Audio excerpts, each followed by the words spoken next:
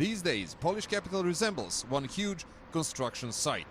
Thousands of workers are building new flats and new glass high-rises in the town's expanding business district. Just in this area close to my hotel, I've counted 12 cranes and 2 concrete pumps on 4 construction sites. And all of this is concentrated in a radius of just a few hundred meters.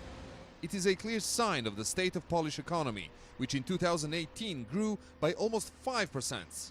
In comparison, the German economy in the same period grew by just over 2%.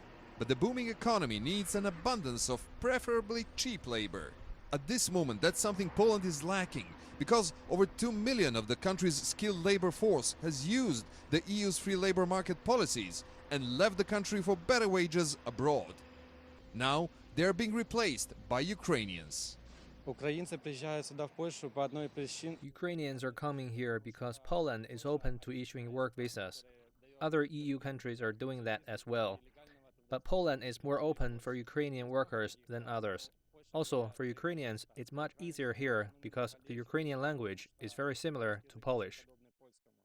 According to official data, 1.3 million Ukrainians are working legally in the country.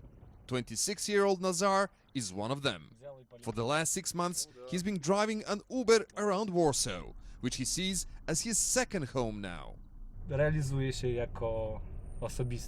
I'm developing as a person here, as a person who wants to achieve something. That's one of the reasons, but also because Poland and Ukraine are so similar. We're Slavs. Ukraine, Belarus, Russia, we're all Slavs, and it makes us more similar. I don't need to go to Germany, for instance.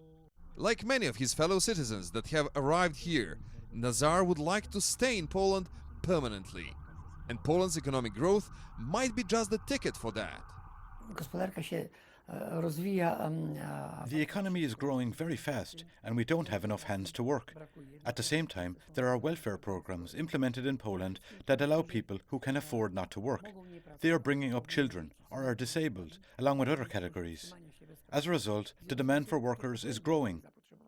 While Poles abroad decide whether to accept politicians' calls to return back home, Ukrainians are happy to satisfy that demand. Milenkovic, CGTN, Warsaw.